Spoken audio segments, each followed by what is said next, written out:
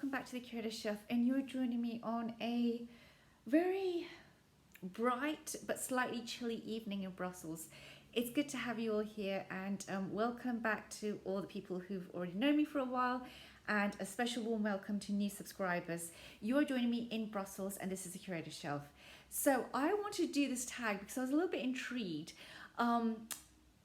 Guilty here, I have actually not seen the original video, but I did see Gigi over at Adakrak do a response on to, I think it's Libra Intuitive, of her intuitive decks, and I just liked it. I liked the theme. I liked how I think it's an approach to using decks which click basically for me, and I thought this was just really nice and just a good way for me to pick up some of my well-loved decks, especially as I've just had a bit of a break and I'm coming back. I have been using tarot during the break, but a break for filming basically.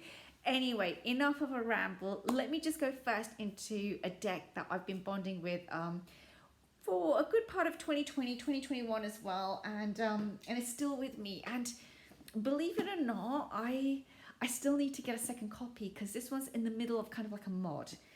It is my beloved Tarot of the She by Emily Carding. This is a deck which I bought, as I mentioned before, in 2020. And I had just come back to tarot full stop after 7 years. So basically, as some of you know, my story is that I learnt tarot on my own. I think it was 2014, 2015, something like that. I had like a few decks. We couldn't get much in Belgium. And you know, Amazon had a very limited supply here, etc., etc. And anyway, I only had a few decks, and to be quite honest, I kind of like got a bit bored, and I was kind of like learning on my own, and it fizzled.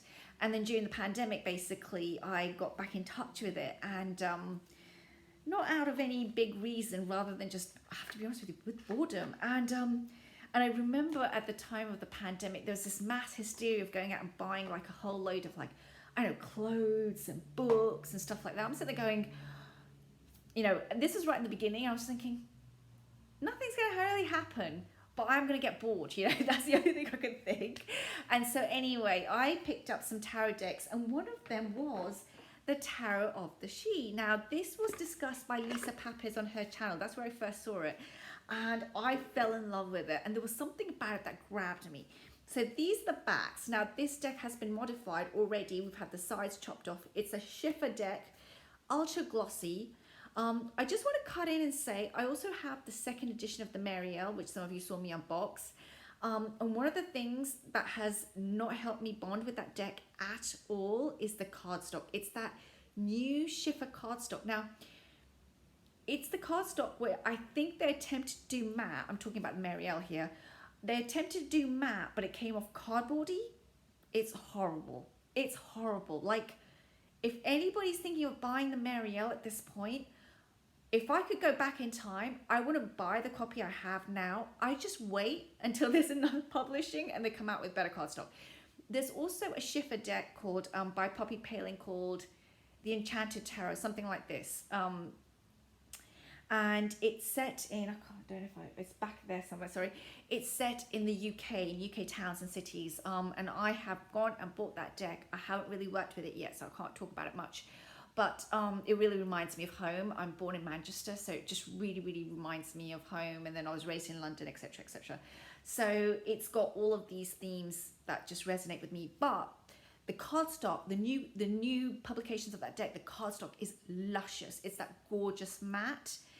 So I have no idea what Schiffer is doing. It's like, it's going through some kind of an evolution. And I'm like, Schiffer, please just like go with like that beautiful matte cardstock from the Poppy Palin deck. And please never do another Marielle second edition ever again. You know, like stop printing. So anyway, if anybody's got the Marielle first edition, and if you're in any doubt, hold on to that one because you got good cardstock. So that is the same cardstock as this, which is the Tarot of the She. So going back to this deck is by Emily Carding. It is glossy. I'm hoping they do a reprint with the matte, so then I can chop off the rest of the borders and buy a second copy of the matte and keep the borders. I hope that makes sense. I love this deck. It is absolute beautiful Fae energy, the colors are just, this is a deck where when I put her down, and it's happened recently, I'm not working with her right now, I'm working with other decks, and she's kind of like, why did you leave me?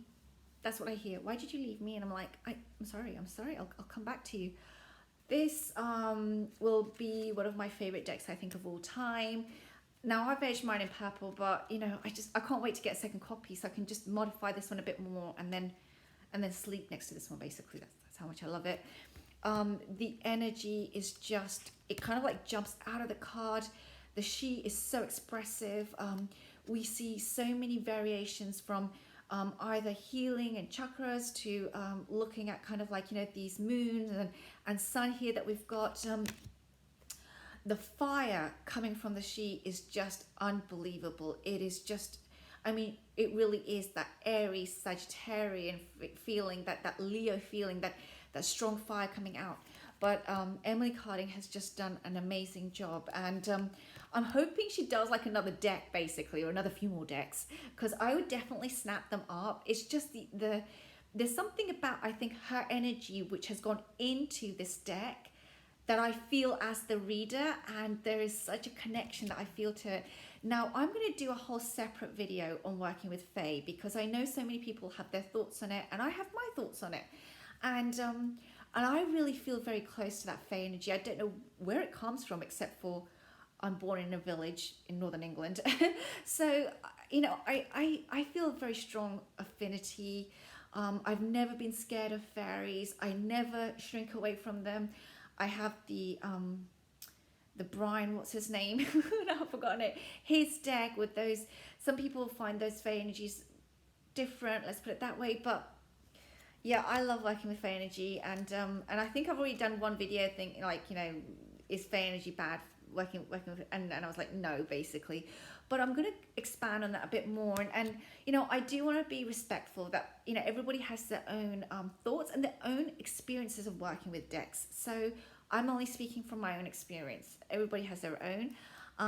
I always say give it a try, and I find the Fae energy just, it draws me in, you know. I step into the deck. That's how I feel with this deck. She invites me. She says, come play. And that's what this deck is for me. It's just like, it's like a story where I get to participate too. And the cards always show me a lot of what's in my subconscious, actually. This deck also, each card has the glyph hidden in it. So here you can see in the trunk. It's kind of like spot the glyph, basically, or where's Waldo. But you have that in the cards, you know, and I just find it mesmerizing. So yeah, so this is the Tower of the She, and she's definitely the greedy tree. She's maker for, I mean, just, you know, holding on to that earthiness. So she's definitely one of my favorite decks. And you know, now that I've pulled her out and I've even just shown you a few cards doing this video, because I haven't used her for at least 2 or 3 months, it's almost like she's like, we belong together, don't we? So so this is my I think, I don't want to say it yet, I'm a bit scared to say it, but this could be my soul deck. But you know, I'm really not into that too much, but there you go. Okay, so another intuitive deck, and that is from earlier this year. It's actually the first deck that I used this year. Now, this is the beloved copy that Nancy from Paper Moon Tarot has sent to me. I love the Dreamkeepers Tarot. I have the mass market version, which is, where is it now? Where is it now? Oh, where are you? Oh, sorry. Now it's in the back of my head now. Sorry, I can't find now where my, oh, there it is. Sorry, here it is. So here's my mass market version.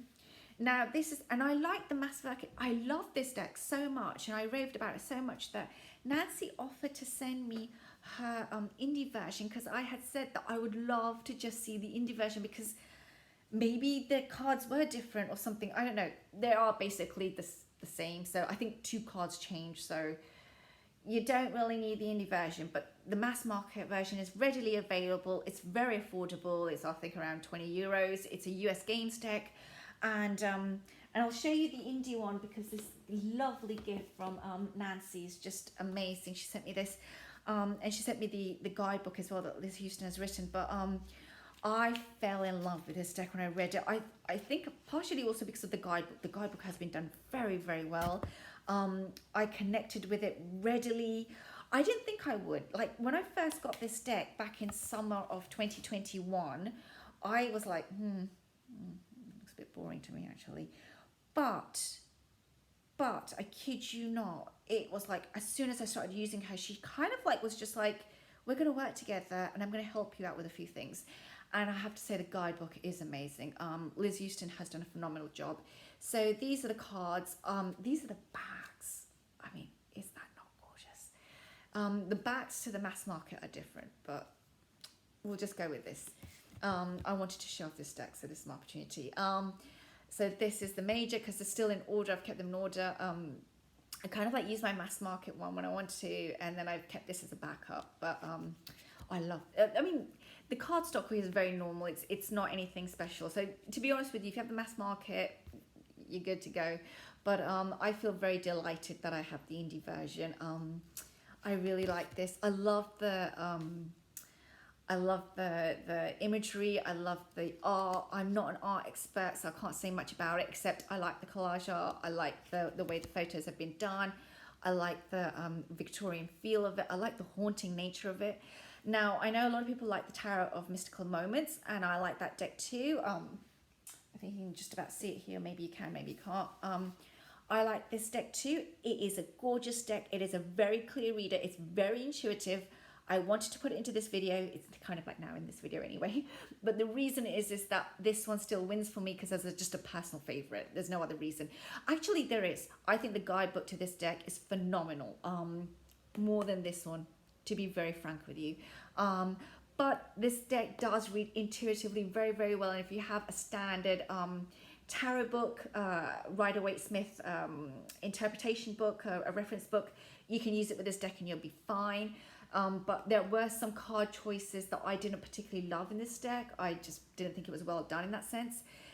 And there are some other things that knocked off a few points. That's the only way I can put it. I know I'm going to probably be savaged by wolves when I say that. But yeah, But anyway, this was the one that won for me. This is haunting. This has got that kind of like people that looked half dead kind of vibe. And I love it. I love it. I said savaged by wolves. Why would I say that? I love wolves. But you know what I mean? Like, you know, like I might get like burnt at the stake or something. But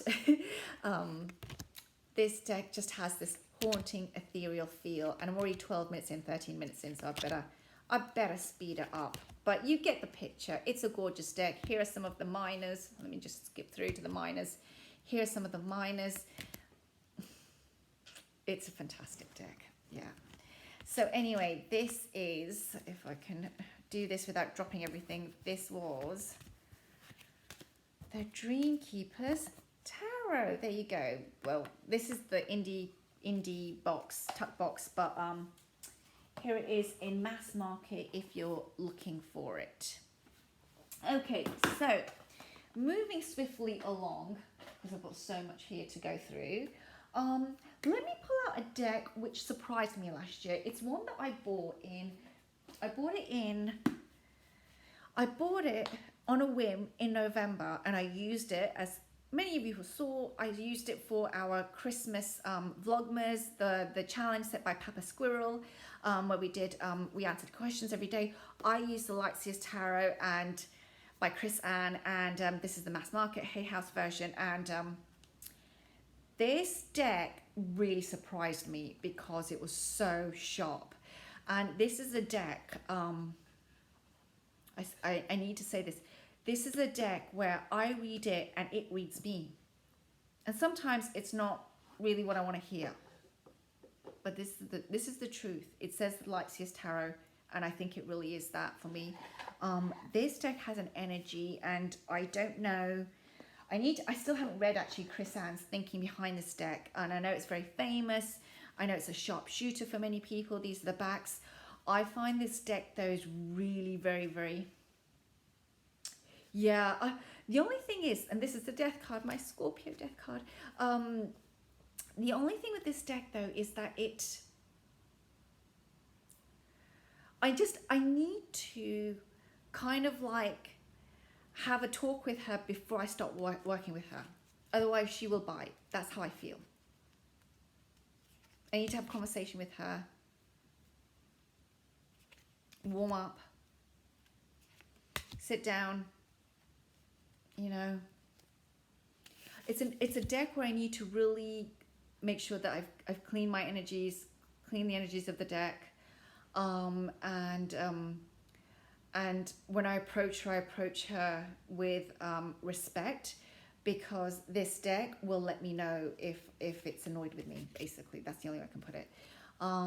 It's an interesting deck. I do like it because it's so clear though, and this tag is about intuitive decks. I feel this is a very, very intuitive deck.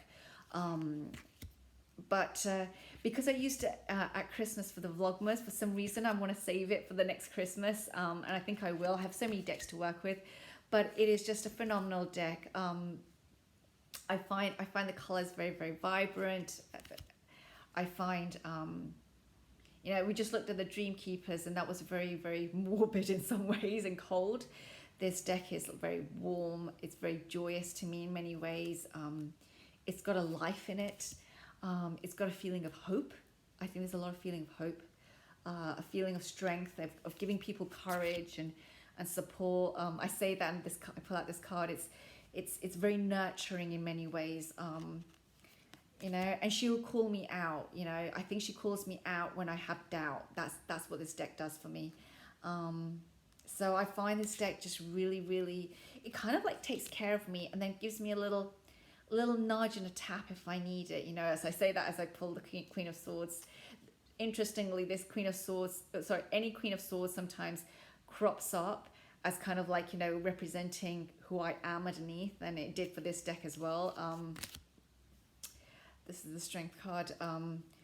But yeah, it's a phenomenal card, deck, sorry, and I believe it's very, very intuitive. Okay, so that was the Light Seers Tarot by Chris Ann, as many of you know. Okay, moving swiftly on. I'll try to be swift. Let me just pull, I'm going to keep it short now. Let me just pull, so how many have I done? I've done 1, 2, 3, 4. This is going to be, I think, number 5. Yeah, this is my favorite deck, the Everyday Witch. This deck and I are like BFFs. And it's interesting because I currently have to use, well, don't have to, but I'm currently using other Llewellyn decks, and sometimes I'm kind of like, I want to get the Everyday Witch out though. So there you go. So I really, really love this deck. These are the backs. If you don't have this deck already, if you're new to tarot, I wish this deck was around when I was new to tarot, because it's a great beginner's deck. It's just so friendly. And these are the cards. I begin with the Queen of Cups. More Scorpio right at the top for me. Well, actually, technically, the Queen of Cups is more of a Cancerian, to be quite honest with you, but there you go. Ace of Swords. It's a gorgeous deck. It's fun. It's vibrant. It's it kind of like shows also the dark side, but it shows it in a way which is approachable for me. I think I said this already in a recent in my video from last week when I started filming again. You know, I said the Everyday Witch gives me permission to use tarot in a non-threatening way, if that makes sense. So it doesn't, like, pardon my language, but it doesn't scare the shit out of me. And sometimes I'm looking at issues which are very painful, as we all do sometimes. And this deck does it whilst holding my hand and reminding me that it's okay to be young. It's okay to give ourselves the things that we missed when we were younger, that kind of thing. I say that when I put the Knight of Cups. That's a Scorpio there for you. You know, with these beautiful, I mean, just, you know, there's a romantic, I love the cat in it. Just, this deck makes me smile. You see, I'm smiling now. This deck just like lights me up when I'm working with it. She just gives me that fresh breeze, you know, that feeling of like fun and joy. And, you know, this is a world where, you know, we can sort things out. We can work through some things. I love that. I love the fact that it's just, you know, it's got that slight medieval charm to it, but it's very modern in many, many ways. You know, I really identify with the witch in this. I think I said it when I first went through this deck back in September, I said, you know, when I was a kid, I used to watch, I used to read The Worst Witch by, I think it's Jill Murphy. And she's also done, you know, The Worst Witch Strikes Back. And you know, there was 3 parts to it. And it's Maud and Mildred. Well, it's Mildred and Maud, sorry. Because Mildred is the worst witch and her BFF Maud, who turns into a frog in one of them. But, you know, and their adventures. And this was before Harry Potter and all of that. This was in the 80s. And when I was a kid, I used to I used to read The Worst Witch. And then at Halloween, you know, I've got this memory of looking at the night sky. It's Halloween and it's dark and it's pitch black. And just imagining, you know, these witches crossing the night sky and hearing them cackle kind of thing. And this is in the north of England, you know, where, you know, I don't know if any of you remember or know of the Pendle stories. That's originally where the witch trials began, basically, in 1612. And then they spread. And then, you know, and of course, later on, they went to the US and so forth. But this is where, you know, initially the first set of witch trials happened and they were held up in... there's a whole story to it, basically. But there's this a part of me that really knows those woods. It knows those hills. We have a lot of hills up in the north in that area. We have a lot of... the only way I can describe it is electricity in the air. Like, you know, when the clouds roll in, because the hills are so high, you can feel that electricity. And of course, the other side, you know, when we go towards the coast of the northwest of England, we have Ireland on the other side. And there is just this feeling of storms that come and go in that area. And this deck, even though, of course, it's a different set of visuals, somehow allowed me to tap into my younger self, which connects with all of that. So that was a really long-winded explanation, but hopefully you enjoyed the journey with me as I recounted some of my older or younger witch life. I always feel like I was born with crone energy, and yeah. So anyway, I love the expressions on the faces of people. I love the sassiness. These witches have sassiness. They have fears. They have confrontations going on. You know, they're trying to hold on to things here again. You can see that cat, you know, he's like, I need to get out of here. You want to hold on, but I think we need to get out of here. You know, you can see the doubts that they have. And there's a set of expressions that come with this deck, you know. And even looking at the cats sometimes, you know, the cat gives away what needs to happen next, basically. And I just love this. I just love this deck. And it has some of my favorite cards of all time in it. The one of the cards I found disappointing was the Death card in this one. I was like, you could have done better with that one. But, you know, overall, this deck is just so magical in conveying the messages and the meanings.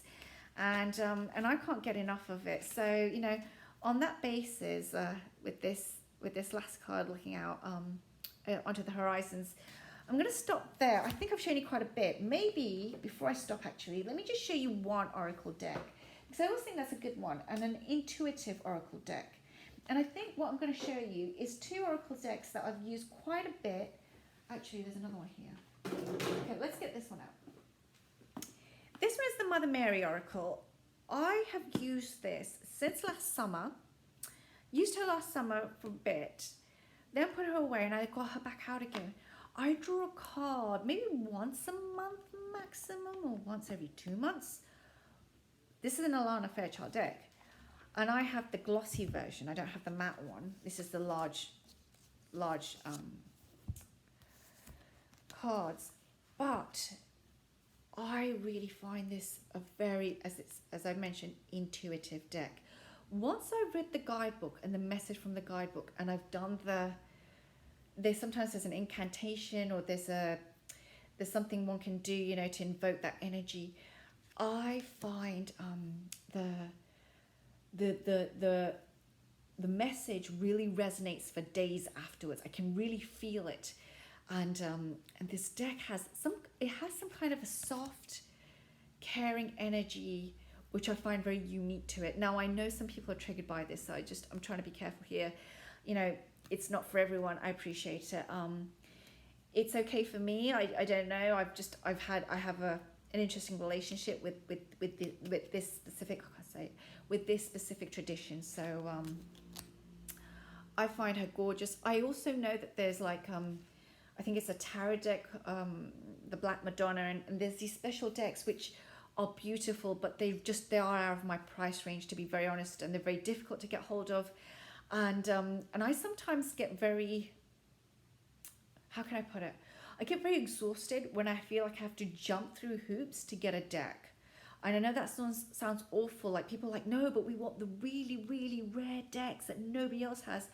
And I personally don't feel that way. I appreciate a deck that gives me the message and gives me what I need to see and helps me bond and draws me into its story too. So there's a relationship.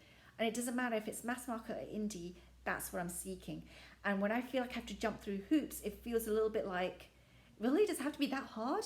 So that's why, you know, I like this deck, because it's just been very easy for me to get hold of and work with. So that was the Mother Mary Oracle by Alana Fairchild. And I just wanted to quickly show them. These two oracle decks I find so intuitive. It's the Goddess Love and the Goddess Dream by Wendy Andrew. I've got both of them. I love her decks. I won't open both because there's a lot there, but I mean, let me open the spring one because we're in spring, you know, so this is more spring like energy. They're very similar. I mean, you could even take them both and just combine them and make one giant deck. I love these images. Unfortunately, mine are quite bowed. It's a rock pool deck, and this is the back. But these images, and it says Moon Law here. I mean, how gorgeous and pretty. But it's just such a nurturing, soft, gentle deck. I have friends who don't really work with tarot and oracle decks or anything like that. But sometimes, you know, when things have been tough, especially during the pandemic, I would take a photo of one of these cards and send it to them and the reading, you know, just to give them a bit of hope. And they loved it. They absolutely loved this deck. So, you know, if you're a reader and you're looking for an oracle deck to use with the clients, I think this is so good and gentle for those who might feel a little bit nervous around tarot and oracle decks. I find this a very soothing, gentle energy. The one thing I do appreciate is that there's very little masculine divine in it. And I really started to notice that with decks actually recently. And I'm like, we do need more divine, masculine, energies running through decks. So I think that's something that I need to also look at expanding in my collection, because I think it is important, not just for me, but also the community, right? So, and the people that we read for as well. So it makes it more inclusive, I think, to have both energies.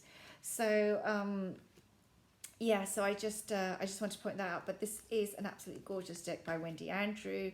I know that she had noted that some people, this was her first deck, had noted that they felt there was a lack of diversity, so she addresses it in the next deck. But I just find this really, really comforting to work with and intuitive. So there you go. There's just a few of my intuitive decks. Thank you for joining me today. I'm going to stop there because we're already 28 minutes in. I'm wishing you all a fabulous end of the week. I've just also posted I will be doing some workshops starting on the 30th of April with the new moon in Taurus. Be sure to hit subscribe and the notification bell if you would like to join. And they're not heavy. They're just something for you to roll with. So hopefully if you'd like to join, that would be great. And see you soon. See you at the weekend. Take care now. Bye.